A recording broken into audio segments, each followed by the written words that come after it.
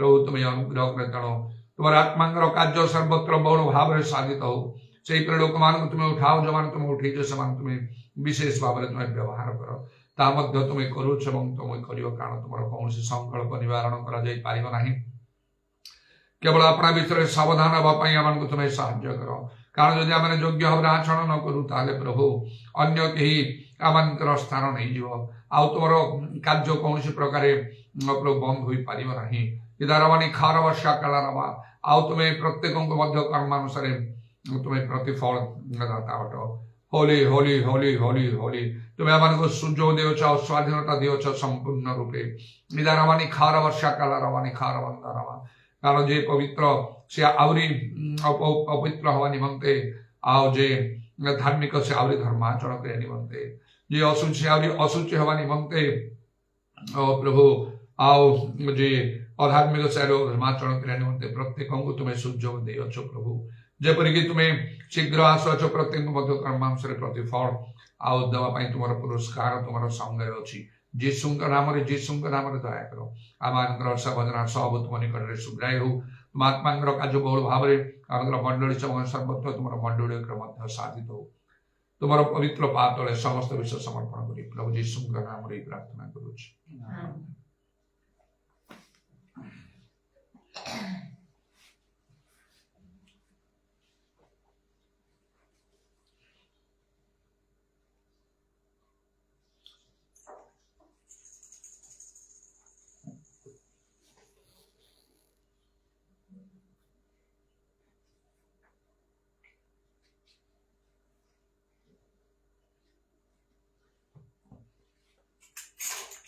Sound of his trumpet, pealing guitar, usher the bridegroom to us again. All through the ages, patiently waiting, someone of sleeping on the street. Heavenly bridegroom, heavenly bridegroom, welcome my Savior, hail thee my King. Hallelujah, I am rejoicing, singing thy Torah, birds on their wings.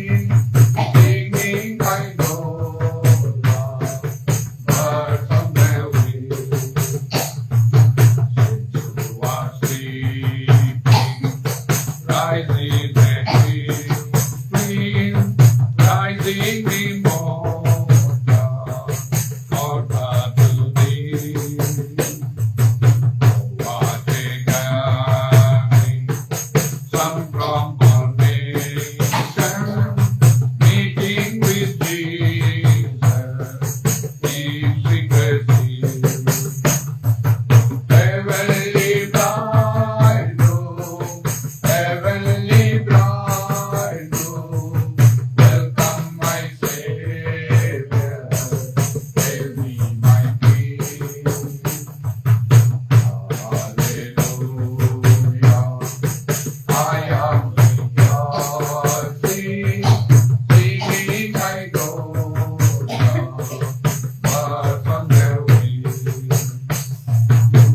up in heaven, Saint Paul and Tony, eagerly angels wait for that day.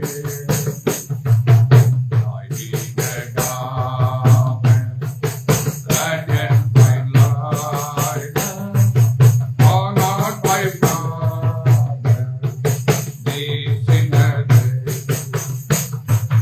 Heavenly bridegroom, heavenly bridegroom, welcome my Savior, hail me my King. Hallelujah, I am rejoicing, singing my Gloria, birds on the wing.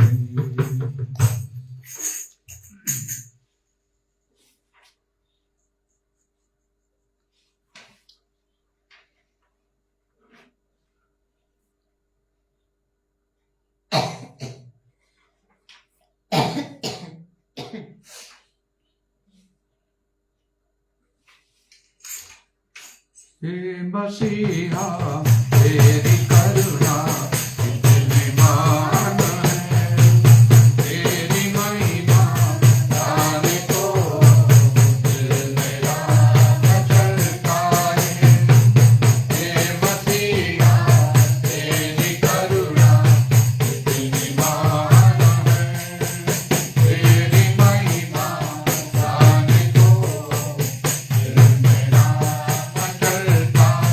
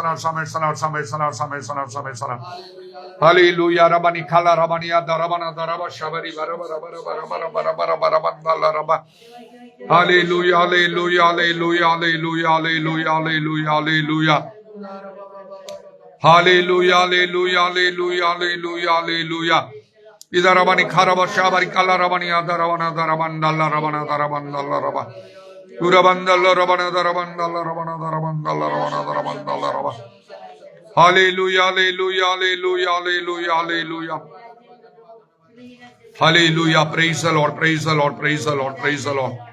Thank you, Jesus. Thank you, Jesus. Thank you, Jesus. Thank you, Jesus. Praise the Lord. Hallelujah. Jisu namo gautibi moro sara jibone.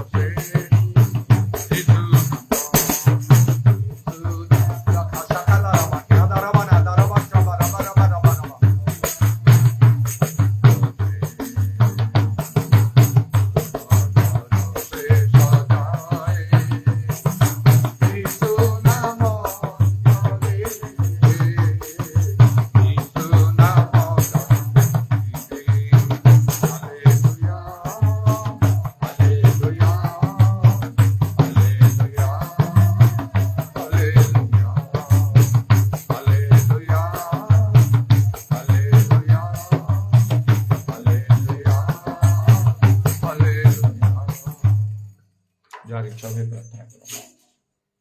Hallelujah, hallelujah, hallelujah, hallelujah, hallelujah, hallelujah. Glory, Hosanna, Hosanna, Hosanna, Hosanna. Joy Jesus, joy Jesus, joy Jesus, joy Jesus, joy Jesus. सर्वशक्तिमान परमेश्वर तुम नाम धन्य, तुम नाम धन्य, यीशु नाम धन्य। Hallelujah, hallelujah. यदि आज वंचित प्रभु तुमर अनुग्रह, तुम दया, तुम करुणा है प्रभु। हालेलुया। निज धार्मिकता पवित्रता ये सब किछि नुहे प्रभु, मात्र तुम्हें ही पवित्र, तुम्हें शाश्वत। हालेलुया। तुम्हें ही अनंत ପାଇଁ କୃଷ୍ଣରେ ପ୍ରାଣ ଦେଇଛ ପ୍ରଭୁ। Hallelujah, hallelujah, hallelujah, hallelujah. ଗ୍ଲୋରା ବନ୍ଦନା ମାରି ଖାଲା ବରା ବରା ଖାଲା ବନ୍ଦନା। ଓ ନିଶ୍ଚୟ ପ୍ରଭୁ ତୁମେ ଆମ ପ୍ରତି କରୁଣା କରିଛ ବୋଲି ଆଜି ତୁମ ନାମ ଆମେ ଜାଣିଛୁ। ଯୀଶୁ ନାମ ଜାଣିଛୁ ପ୍ରଭୁ। ନହେଲେ ପ୍ରଭୁ ତୁମର ସେଇ ଶାନ୍ତି, ତୁମର ସେଇ ମୁକ୍ତି ଆମେ ଅନୁଭବ କରିପାରିନଥାନ୍ତୁ। Hallelujah, hallelujah, hallelujah, hallelujah. ଗ୍ଲୋରା ବନ୍ଦନା ମାରି ଖାଲା ବରା ବରା। ନିଶ୍ଚୟ ପ୍ରଭୁ ତୁମେ ପୁନର୍ବାର ଆସୁଛ ପ୍ରଭୁ ସେ ବିଚାର କରିବାକୁ। ହାଲେଲୁୟା। ଭଲଠାରୁ ମନ୍ଦକୁ ପୃଥକ କରିବା ପାଇଁ ଓ ପ୍ରଭୁ ତୁମେ ଆସୁଛ ପ୍ରଭୁ। Hallelujah, hallelujah. ନିଶ୍ଚୟ ପ୍ରଭୁ ଆଉ ତାହା ସତ୍ୟ ଆଉ ଅତି ଶୀଘ୍ର ମଧ୍ୟ ତୁମେ ଆସୁଅଛ ପ୍ରଭୁ। ହାଲେଲୁୟା। କିନ୍ତୁ ତୁମ ନିକଟରେ ଗୋଟିଏ ଦିନ ସହସ୍ର ବର୍ଷ ତୁଲ୍ୟ, ସହସ୍ର ବର୍ଷ ଗୋଟିଏ ଦିନ ତୁଲ୍ୟ। ସେଥିପାଇଁ 2000 ବର୍ଷ ପରେ ମଧ୍ୟ ପ୍ରଭୁ ଆଜି ବି ତୁମେ ଅପେକ୍ଷା କରିଛ ଯେମିତି ଅନେକ ଫେରିବେ ଆଉ ପ୍ରଭୁ ତୁମ ନିକଟବର୍ତ୍ତୀ ହେବେ, ତୁମକୁ ପ୍ରେମ କରିବେ, ତୁମର ଉପାସନା କରିବେ ପ୍ରଭୁ। Hallelujah, hallelujah, hallelujah. ଗ୍ଲୋରା ବନ୍ଦନା ମାରି ଖାଲା ବରା ବତ୍ରବା। ପ୍ରେଜ୍ ଦ ଲର୍ଡ, ପ୍ରେଜ୍ ଦ ଲର୍ଡ, ପ୍ରେଜ୍ ଦ ଲର୍ଡ, ପ୍ରେଜ୍ ଦ ଲର୍ଡ, ପ୍ରେଜ୍ ଦ ଲର୍ଡ। ଓ ପ୍ରଭୁ ତାହାର ଅର୍ଥ ହେଇନି ଯେ ଓ ପ୍ରଭୁ ସେମାନେ ଯେତେବେଳେ ଫେରିବା ପର୍ଯ୍ୟନ୍ତ ଆମେ ସମସ୍ତେ ବଞ୍ଚିତ ହୁଏ ପୃଥିବୀରେ, ତାହା ନୁହେଁ ପ୍ରଭୁ। ହାଲେଲୁୟା। କେତେବେଳେ ଯେ କାହାର ସମୟ ଉପସ୍ଥିତ ହବ ତାହା ମାନେ କେହି ବି ଜାଣିନାହୁଁ ପ୍ରଭୁ। Hallelujah, hallelujah, hallelujah. ଗ୍ଲୋରା ବନ୍ଦନା ମାରି ଖାଲା ବରା ବତ୍ରବା। ତେଣୁ ବିଳମ୍ବ ଆମକୁ ସାବଧାନ ହେବାକୁ ତୁମେ ସାହାଯ୍ୟ କର। ଯାହା ଯାହା ତୁମ ଦୃଷ୍ଟିରେ ଉତ୍ତମ ଯଥାର୍ଥ ଆଉ ସନ୍ତୋଷଜନକ କାର୍ଯ୍ୟ ତାହା କରିବାକୁ ତୁମେ ଆମକୁ ଦୟା କର। ସମସ୍ତତା ଅସାରତା ଓ ପ୍ରଭୁ ସେ ସବୁ ତୁମେ ଆମକୁ ରକ୍ଷା କର, ଉଦ୍ଧାର କର ପ୍ରଭୁ। Hallelujah, hallelujah, hallelujah. ଗ୍ଲୋରା ବନ୍ଦନା ମାରି ଖାଲା ବରା ବତ୍ରବା। ନିଶ୍ଚୟ ପ୍ରଭୁ ତୁମେ ସ୍ୱର୍ଗରେ ଅଛ, ଆମେ ପୃଥିବୀରେ ଅଛୁ ପ୍ରଭୁ। ତେଣୁ ଆମଙ୍କର କଥା ମଧ୍ୟ ଅଳ୍ପ ହଉ ପ୍ରଭୁ। Hallelujah, hallelujah, hallelujah. କେବଳ ପ୍ରଭୁ ଯଦି ଆମକୁ ଉତ୍ସାହର ମେଲା ହୁଏ କେବଳ ତୁମର ପ୍ରଶଂସା ଗୌରବ କରିବା ପାଇଁ ପ୍ରଭୁ। Hallelujah, hallelujah, hallelujah. ଗ୍ଲୋରା ବନ୍ଦନା ମାରି ଖାଲା ବରା ବତ୍ରବା। ଧନ୍ୟବାଦ, ଧନ୍ୟବାଦ, ପ୍ରଶଂସା ଗୌରବ କରୁଛୁ ପ୍ରଭୁ, କାରଣ ତୁମେ ମଙ୍ଗଳମୟ ମଙ୍ଗଳକାରୀ। Hallelujah, hallelujah. ସର୍ବଦା ଓ ପ୍ରଭୁ ତୁମର ସମସ୍ତ ପ୍ରଭୁ ବିଷୟ କେତେ ଉନ୍ନତ ମାନର। Hallelujah, hallelujah. ଗ୍ଲୋରା ବନ୍ଦନା ମାରି ଖାଲା ବରା ବତ୍ରବା। ହାଲେଲୁୟା। ଓ ପ୍ରଭୁ ଆଉ ଯେତେବେଳେ କେହି ପାପ କରେ ଓ ପ୍ରଭୁ ତୁମେ ପ୍ରଭୁ କେତେ ଦୟାମୟ କେତେ କ୍ଷମାମୟ ହେଇଥାଅ ପ୍ରଭୁ। Hallelujah, hallelujah. ଆଶୀର୍ବାଦ ଆଶୀର୍ବାଦ କରିଥାଅ ପ୍ରଭୁ। ସେଥିପାଇଁ ପ୍ରଭୁ ତୁମ ନାମକୁ ଧନ୍ୟବାଦ, ଧନ୍ୟବାଦ, ଧନ୍ୟବାଦ। Glory, glory, ହୋସାନା, ହୋସାନା, ହୋସାନା, ହୋସାନା, ହୋସାନା। ଜୟ ଯୀଶୁ, ଜୟ ଯୀଶୁ, ଜୟ ଯୀଶୁ, ଜୟ ଯୀଶୁ। ପ୍ରଭୁ ତୁମ ନାମକୁ ଧନ୍ୟବାଦ, ଧନ୍ୟବାଦ। ତୁମେ ଦୟାରେ ବିଗଳିତ ହେବା ପରମେଶ୍ୱର। Hallelujah, hallelujah, hallelujah. ନାରୀ ଦୁଃଖ କଷ୍ଟ ଯନ୍ତ୍ରଣା ଜାଣିଲେ ପ୍ରଭୁ ତୁମେ ଦୟାରେ ବିଗଳିତ ହେଇଯାଉଥିଲ ପ୍ରଭୁ। Hallelujah, hallelujah, hallelujah. ଗ୍ଲୋରା ବନ୍ଦନା ମାରି ଖାଲା ବରା ବରା ବତ୍ରବା। ପ୍ରେଜ୍ ଦ ଲର୍ଡ, ପ୍ରେଜ୍ ଦ ଲର୍ଡ, ପ୍ରେଜ୍ ଦ ଲର୍ଡ, ପ୍ରେଜ୍ ଦ ଲର୍ଡ। କାରଣ ପ୍ରଭୁ କୃଷ୍ଣରେ ତୁମେ ଆମଙ୍କ ପାଇଁ ପ୍ରାଣ ଦେଇଛ ପ୍ରଭୁ। 39 ପ୍ରହାରିତ ହେଇଛ ଯେପରି ଆମେ ସୁସ୍ଥ ହବ ପ୍ରଭୁ। Hallelujah, hallelujah, hallelujah. Glory, glory, glory, glory, glory. ଜୟ ଯୀଶୁ, ଜୟ ଯୀଶୁ, ଜୟ ଯୀଶୁ। ହଁ ପ୍ରଭୁ ଯେପରି ପ୍ରଭୁ ଆମେ ଅଧିକ ପ୍ରଭୁ ଦୁଃଖଗ୍ରସ୍ତ ନ ହଉ ସେଥିପାଇଁ ପ୍ରଭୁ ତୁମେ ଆମଙ୍କ ପାଇଁ ସମସ୍ତ ପ୍ରକାର ସୁବନ୍ଦୋବସ୍ତ ତୁମେ କରିଦେଇଛ, ବ୍ୟବସ୍ଥା କରିଦେଇଛ। Hallelujah, hallelujah, hallelujah. ସେ ଆତ୍ମାଙ୍କ ଦ୍ୱାରା ତୁମେ ଆମଙ୍କ ଶରୀର ଆତ୍ମା ପ୍ରାଣକୁ ତୁମେ ଚଳାଉଛ। ସେଥିପାଇଁ ପ୍ରଭୁ ତୁମ ନାମକୁ ଧନ୍ୟବାଦ ଦଉଛୁ। Hallelujah, hallelujah, hallelujah. ହଁ ପ୍ରଭୁ ନିଶ୍ଚୟ ପ୍ରଭୁ ଅନେକ ବିଷୟରେ ତୁମକୁ ଧନ୍ୟବାଦ ଆମେ ଦଉଛୁ। ଆଉ ଯାହା ଯୋଉ ବିଷୟ ଗୁଡ଼ିକ ପ୍ରଭୁ ଏପର୍ଯ୍ୟନ୍ତ ପ୍ରଭୁ ସମସ୍ତ ସାଧନ ହେଇନାହିଁ ପ୍ରଭୁ ତାହା ମଧ୍ୟ ତୁମେ ଜାଣ। ସେ ସବୁ ପାଇଁ ମଧ୍ୟ ଆମେ ତୁମକୁ ଧନ୍ୟବାଦ ଦଉଛୁ ପ୍ରଭୁ, କାରଣ ପ୍ରଭୁ ସବୁ କିଛି ତୁମେ କରିପାରେ, ତୁମେ କୌଣସି ସଂକଳ୍ପ କରାଯାଇ ପ୍ରଭୁ ଉଣା କରାଯାଇ ପାରିବ ନାହିଁ ପ୍ରଭୁ। Hallelujah, hallelujah, hallelujah. ନିଶ୍ଚୟ ପ୍ରଭୁ ତୁମେ ମଙ୍ଗଳମୟ ମଙ୍ଗଳକାରୀ। ହାଲେଲୁୟା। এই ମଣ୍ଡଳୀ ପ୍ରତି ତୁମର ମଧ୍ୟ ଦୟା ଦୃଷ୍ଟି ରହିଛି ପ୍ରଭୁ। ତୁମ ନାମକୁ ଧନ୍ୟବାଦ କରି, ଧନ୍ୟବାଦ କରି। Hallelujah, hallelujah. ନିଶ୍ଚୟ ପ୍ରଭୁ ତୁମ ଦାସ ସୁନ୍ଦର ସୁନ୍ଦର ବାକ୍ୟ ଗୁଡ଼ିକ ଦିଅନ୍ତି ପ୍ରଭୁ। ଆଉ ପ୍ରଭୁ ସେ ସମସ୍ତରେ ଓ ପ୍ରଭୁ ଅନେକ ସେପରି ଫେରିବେ, ପରିଚାଳନା ପାଇବେ, ସେଥିପାଇଁ ମଧ୍ୟ ତୁମେ ସାହାଯ୍ୟ କର। ହାଲେଲୁୟା। ତୁମ ଦାସ ତାଙ୍କ ପରିବାରକୁ ବିଶେଷ ଭାବେ ଦୟା କର ପ୍ରଭୁ, ତୁମେ ଅନୁଗ୍ରହ କର। ସମସ୍ତ ବିଷୟରେ ନିଶ୍ଚୟ ତୁମ ସମୟ ତୁମେ ସବିତ କରିବ। ତଥାପି ପ୍ରଭୁ ତୁମେ ଆମକୁ ପ୍ରାର୍ଥନା କରିବାକୁ ଶିଖାଇଛ, ସେଥିପାଇଁ ଆମେ ପ୍ରାର୍ଥନା କରୁଛୁ ପ୍ରଭୁ। ତୁମେ ସବୁ କିଛି ଜାଣିଛ ପ୍ରଭୁ। ହାଲେଲୁୟା। ଗ୍ଲୋରା ବନ୍ଦନା ମାରି ଖାଲା ବରା ବତ୍ରବା। ବିଶ୍ୱାସୀ ମାନଙ୍କ ପ୍ରତି ତୁମେ ଦୟା କର ପ୍ରଭୁ, ଅନୁଗ୍ରହ କର। ହଁ ପ୍ରଭୁ ଯୋଉମାନଙ୍କର ଯାହା କିଛି ବାଧାବିଘ୍ନ ବା ଶାରୀରିକ ଅସ୍ୱସ୍ଥ ରହିଛି ସେ ସବୁ ଦୂର କରି ତୁମ ଗୃହକୁ ଆସିବା ପାଇଁ ତୁମେ ସାହାଯ୍ୟ କର। Hallelujah, hallelujah, hallelujah, hallelujah. ଗ୍ଲୋରା ବନ୍ଦନା ମାରି ଖାଲା ବରା ବତ୍ରବା। ମଣ୍ଡଳୀ ସମୂହ ପ୍ରତି ମଧ୍ୟ ତୁମେ ଦୟା କର ପ୍ରଭୁ, ତୁମେ ଅନୁଗ୍ରହ କର। Hallelujah, hallelujah. ନିଶ୍ଚୟ ପ୍ରଭୁ ତୁମେ ମଙ୍ଗଳମୟ ମଙ୍ଗଳକାରୀ। ତଥାପି ପ୍ରଭୁ ଏ ସଂସାରରେ ସୁଖ ଦୁଃଖ ତ ଲାଗି ରହିଛି ଯେପରି ଆମେ ଓସାର ଗର୍ବି ନ ହଉ ପ୍ରଭୁ। ସେଥିପାଇଁ ପ୍ରଭୁ କାହା ଘରେ ଦୁଃଖ କାହା ଘରେ ସୁଖ ଏ ପ୍ରକାର ଭାବରେ ଚାଲିଛି, ମାତ୍ର ପ୍ରଭୁ ସବୁ ସ୍ଥାନରେ ତୁମର ଉପସ୍ଥିତ ରହିଛି ପ୍ରଭୁ। ତୁମ ନାମକୁ ଧନ୍ୟବାଦ ଦଉଛୁ, ଧନ୍ୟବାଦ धन्यवाद दौचु हालेलुया प्रभु तुम अति शीघ्र आसियो प्रभु प्रभु ये राज्यवासी देशवासी प्रभु प्रत्येक तुमे तुमर निकटवर्ती करियो तुम नाम धन्यवाद से पवित्र आत्मा को द्वारा डोर बंदामा निखाल बंदारी बिचा मनुष्य खाल बत्रमा निखाल बत्रमा तुम समस्त साधन करियो साधन करियो प्रभु सेति तुम नाम को धन्यवाद दे हालेलुया हालेलुया हालेलुया आज प्रार्थना करनो सेवा कार्य में तुम निकट रे शीघ्र हो प्रभु हालेलुया हालेलुया ओ प्रभु तुम दास आत्मा द्वारा परिचय करी समस्त कार्य तुम करो प्रभु हालेलुया हालेलुया प्रत्येक अमर गुप्त प्रार्थना प्रकाश प्रार्थना तुम सुनो प्रभु उत्तर दियो हालेलुया हालेलुया ग्लोरा बंदा मनुष्य खाल बत्रमा निखाल बंदारबा निखाल बत्रमा हालेलुया हालेलुया पृथ्वीर अवस्था भयंकर हेले मध्य प्रभु से समय मध्य तुम हमको तुम सेवा करे सुयोग देइछो हम प्रभु आ जानी अति यत्न सहकारी आ से सब साधन करे तुम सहाय्य कर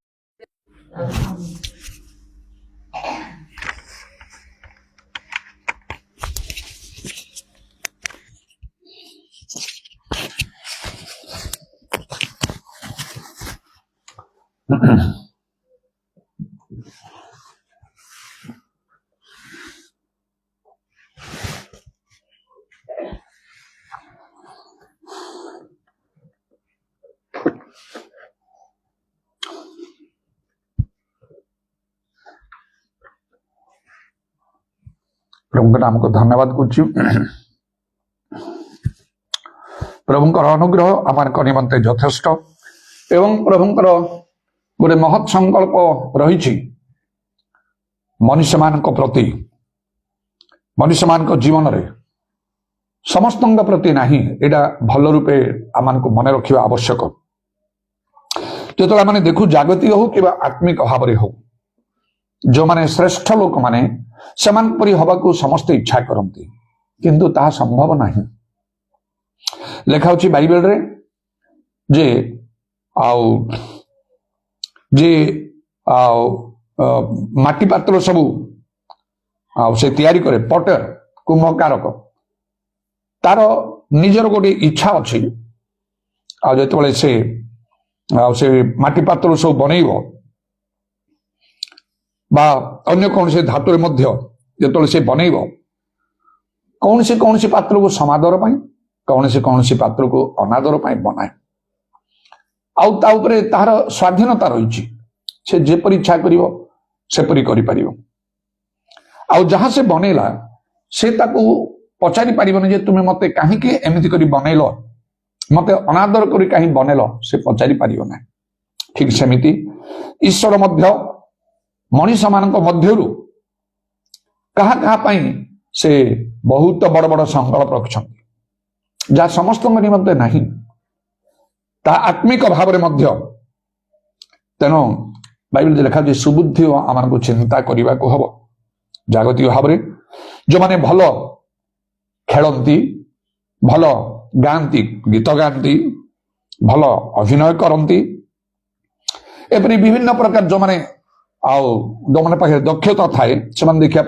जिते आउ से क्रिकेट खेल हुए इंटरनेशनल आउ चैंपियनशिप रे मध्य जिते से खेल सब हुए हठात किछि दिन पूर्व कड़क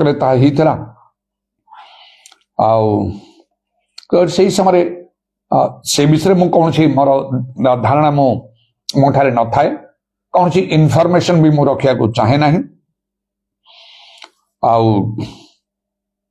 एपरी भाव रे जेहेतु मो जीवन परिवर्तन हला विशेष भाव रे ता पूर्व मु निजे मध्य विभिन्न प्रकार क्रीड़ा रे प्रतिद्वंदिता करुथिली किंतु जब मो जीवन परिवर्तन हला सबु मु त्याग करदेली केवल आत्मिक क्रीड़ा रे स्पिरिचुअल स्पोर्ट्स रे वर्तमान मु लागि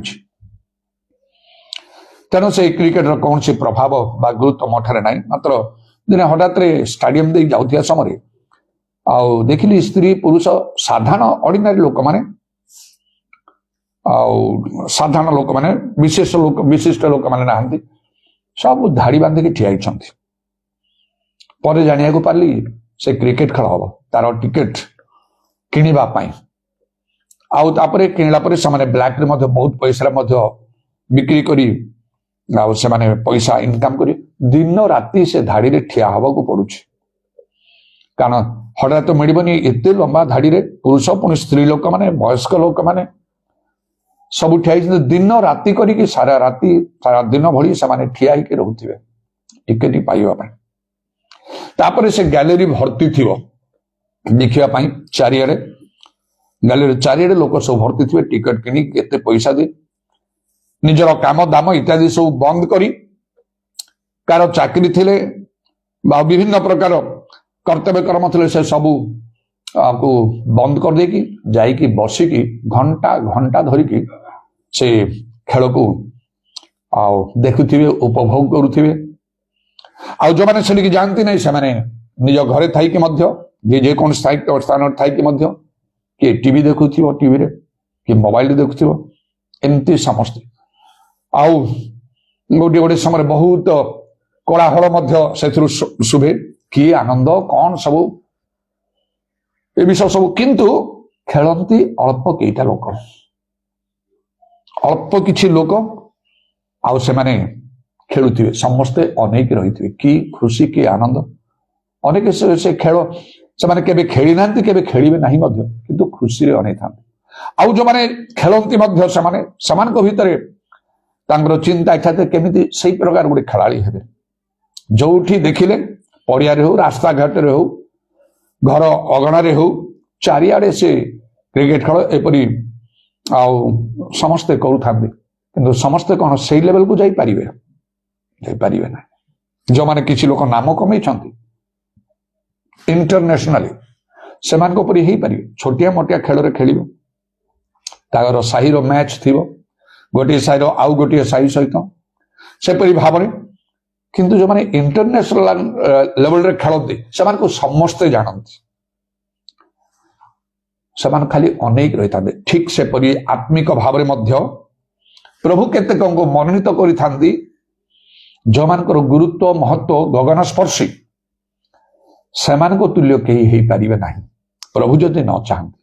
ଧରି ନିଆଯାଉ ଯୋସେଫଙ୍କ କଥା। ମିଶର ଦେଶର ସର୍ବେସର୍ବା କଲେ ସେମାନେ 12 ଭାଇ ମଧ୍ୟରୁ ଆଉ 11 ଜଣଙ୍କ ମଧ୍ୟରୁ ଆଉ କେହି ଜଣେ ସେମିତି ହେଇପାରିଲା କି? ଯୋସେଫଙ୍କର ନିଜ ଭାଇ ଗୋଟିଏ ମାର ପୁଅ ଯୋସେଫ ସାନ ଭାଇ ବେଞ୍ଜାମିନ ହେଇପାରିଲା କି?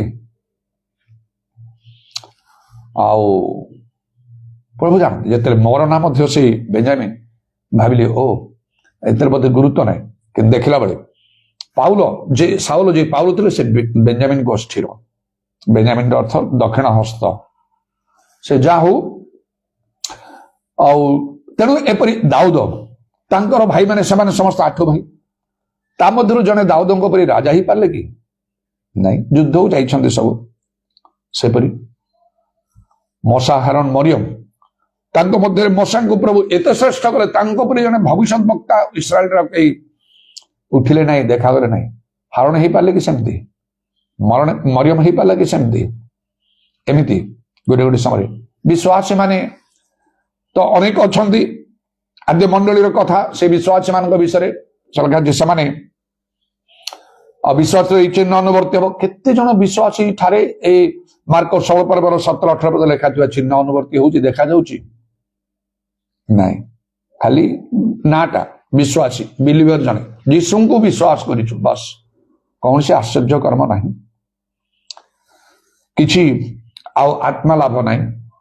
କେବଳ ସେମାନେ ସେମିତି ନର୍ମାଲ ଭାବରେ ସେମାନେ ଥାନ୍ତି। ମାତ୍ର ସେମାନଙ୍କ ମଧ୍ୟରେ ସ୍ତିଫାନ ଏପରି ଉପରକୁ ଉଠିଲେ ପ୍ରେରିତ ତ ହେଇପାରିଲେ ନାହିଁ ମାତ୍ର ପ୍ରେରିତ ମାନଙ୍କ ଠାରୁ କିଛି କମ ନଥିଲେ। ଆଉ କାହା କଥା ସେମିତି ଶୁଣା ଯାଉନାହିଁ ବାଇବେଲରେ ଲେଖା ହିଁ ନାହିଁ। ସେ ସ୍ତିଫାନ ଯେପରି ଜଣେ ସାଧାରଣ ବିଶ୍ୱାସୀ ଅସାଧାରଣ କାମ ସେ କଲେ ପ୍ରଭୁଙ୍କର ବାକ୍ୟକୁ ସଫଳ କଲେ। ଯୌନ 14 ପର୍ବ 12 ପଦ ସଫଳ କଲେ। ଯେ ଯୀଶୁଙ୍କର ବିଶ୍ୱାସ କଲେ ଯୀଶୁ ଯେଉଁ କର୍ମ କରିଛନ୍ତି ସେ ସବୁ ତା ଅପେକ୍ଷା ଅଧିକ କର୍ମ କଲେ। ବିଶ୍ୱାସ ପାଖରେ ସବୁ ସମ୍ଭବ ଇତ୍ୟାଦି ସେଗୁଡାକ ତାଙ୍କ ଦ୍ୱାରା ସଫଳ ହେଲା।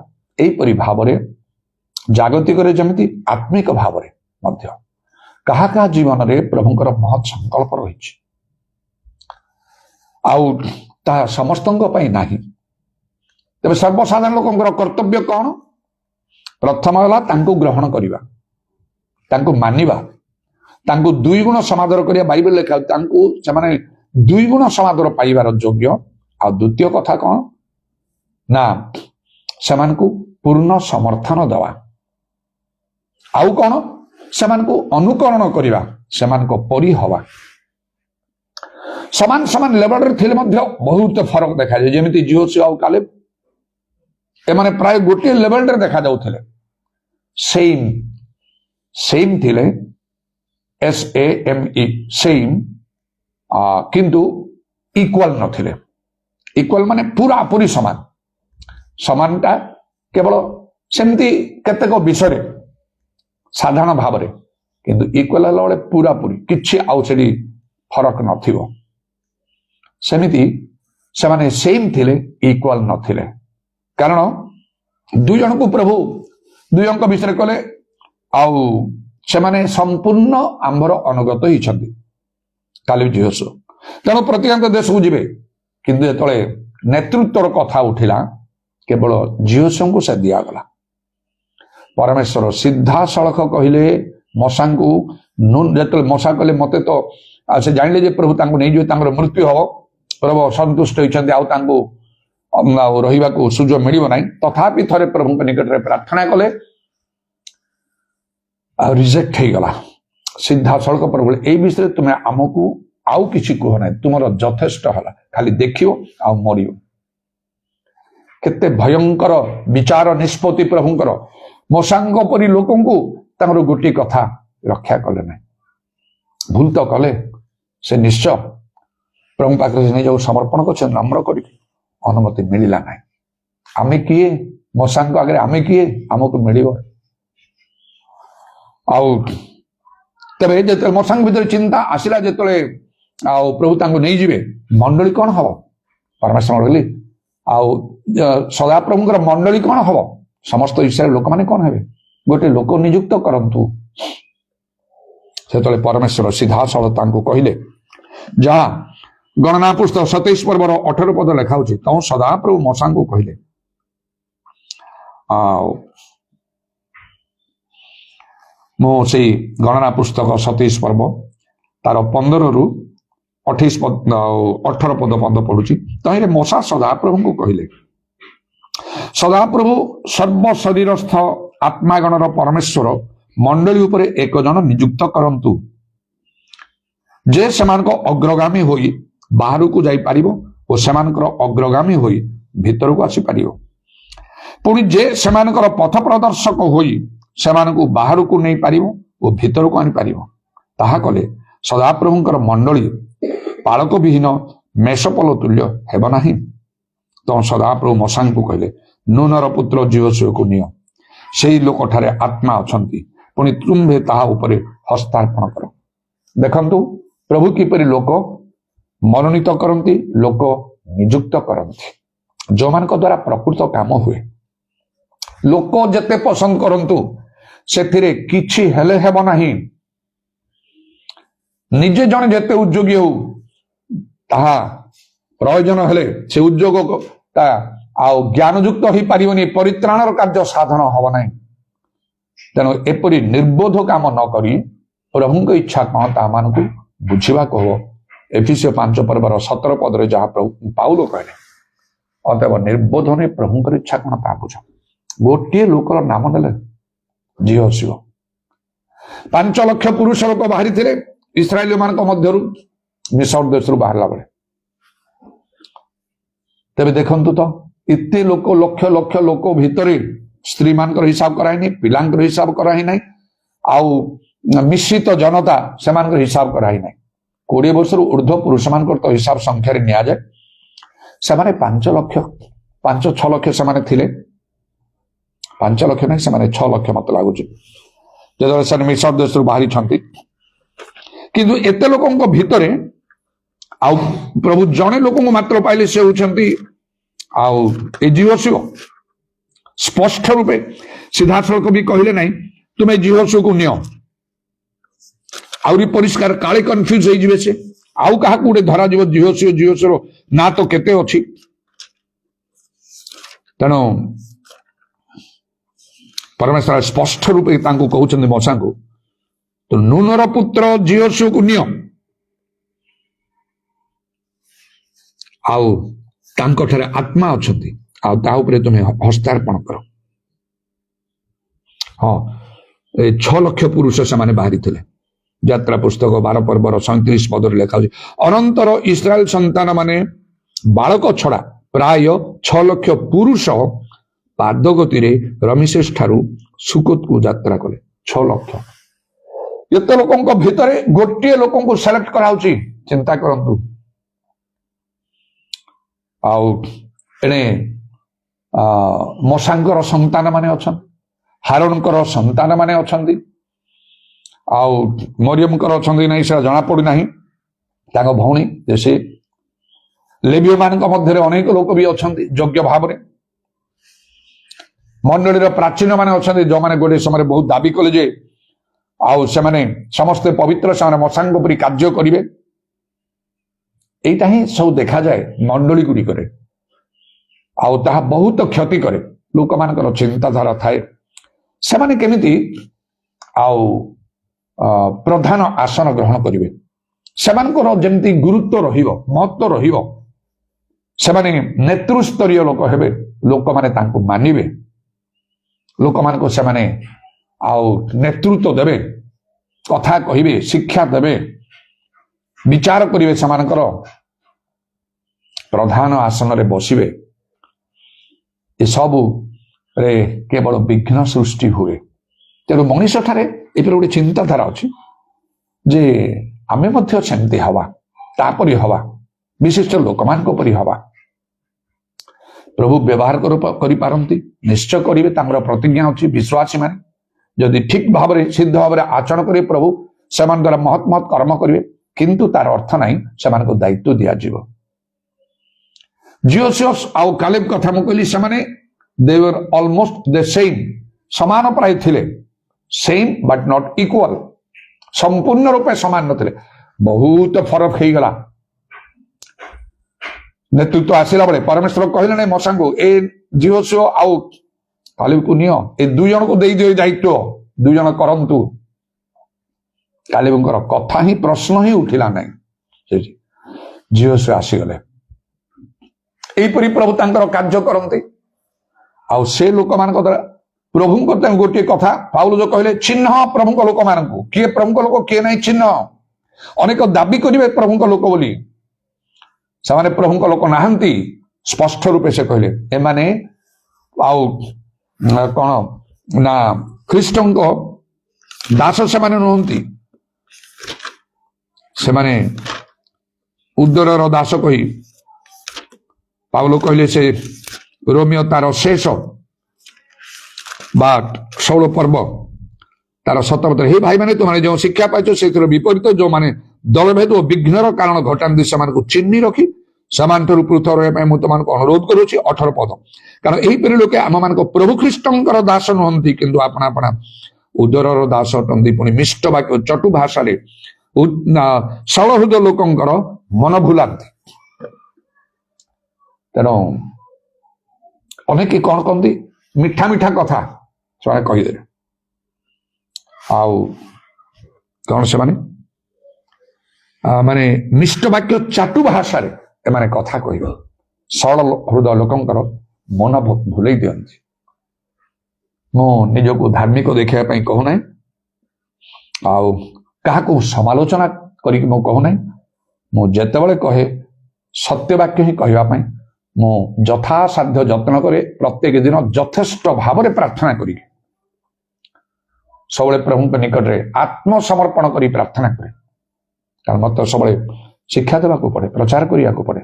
ଅଳ୍ପ ଲୋକ ବହୁତ ଲୋକଙ୍କର ସମ୍ମୁଖରେ, ଏବେ ଅଳ୍ପ କେଇଟା ଲୋକ ତ ବସୁଛୁ ଆମେ, ଆଉ 5 ଜଣ। ହଠାତରେ ପ୍ରଭୁ ମତେ ସୁଯୋଗ ଦେଲେ 5000 ଲୋକଙ୍କ ମଧ୍ୟରେ ଠିଆ ପାଇଁ, ଗୋଟେ ପବ୍ଲିକ ମିଟିଂରେ ଠିଆ ପାଇଁ। କୋଉଠୁ ଗୋଟେ କଲ୍ ଆସିଯିବ, ଚାଲିଲି ମୁଁ ସେଠି। ତାହା ସହର ହେଇପାରେ, ତାହା ଆଉ ଗାଁ ହେଇପାରେ, ପଲ୍ଲୀ ଗାଁ ହେଇପାରେ, ଅଶିକ୍ଷିତ ଲୋକ ହେଇପାରନ୍ତି, ଉଚ୍ଚ ଶିକ୍ଷିତ ଲୋକ ହେଇପାରନ୍ତି, କିଛି ଫରକ ପଡେ ନାହିଁ ମତେ। ତେଣୁ ମୁଁ ବହୁତ ସାବଧାନ ହେଇଥାଏ। କାରଣ ଲେଖା ହଉଛି ଭାଇମାନେ ତୁମାନେ ଅନେକ ଶିକ୍ଷକ ଅନେକ ଶିକ୍ଷକ ଆମେ ଗୁରୁତର ଦଣ୍ଡ ପାଏ, ଯେହେତୁ ଆମେ ଅନେକ ବିଷୟରେ ଝୁଣ୍ଟି ପଡୁ। ତେଣୁ ଶିକ୍ଷା ଦେବାଟା ସବୁ କିଛି ନାହିଁ, ସେଥିରେ ଦଣ୍ଡ ସବୁ ରହିଛି, ପ୍ରଭୁଙ୍କର ବିଚାର ରହିଛି, ଭୟ କମ୍ପର ସତ କରିବାକୁ ପଡେ।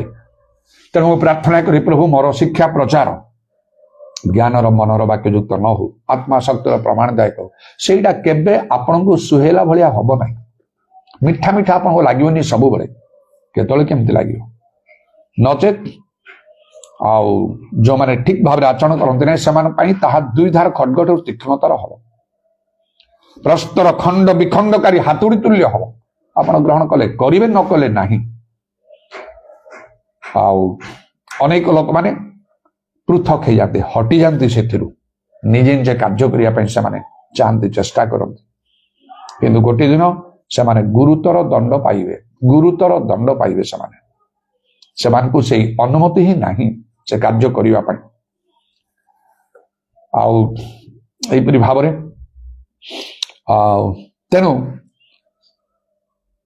समस्ते जे प्रभु कार्य समान भाव में करें प्रभु दृष्टि गुरुत्व पाइपर यह तो निश्चय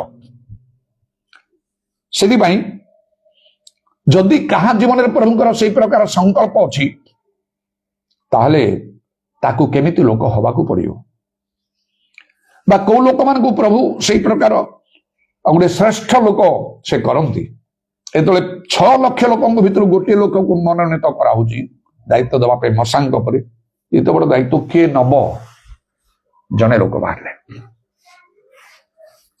मोर सेवा कार्य ठीक से परी मु मनुष्य द्वारा मनोनीत नुहे मत किए ग्रहण करू ग्रहण न करू पसंद न करू मु भ्रूक्षेप करे नहीं नले मो प्रभु दास हो पारि प्रभु कार्य करें ठीक रे जागतिक मोर लाभ हो पारे लोक मान खुशी करी कले मीठा मीठा कथा कही कले मत सपोर्ट करेंगे मो संगे रे प्रभु मत रिजेक्ट करेंगे से दिन कहीं प्रभु वाक्य तुम मुखरे दुई धार खड्ग ठार तीक्ष्णतर हो पाला नहीं जीवंत कार्य साधक हो पाला नहीं तुम शिक्षा प्रचार समय कहीं तुम मीटिंग नेला पवित्र आत्मा वृष्टि हो पाला नहीं बड़ बड़ आश्चर्य कर्म कहीं हो पाला नहीं कहीं तुम साक्ष्य लोकंर परिवर्तन कहीं है एक कथा मत प्रभु निश्चय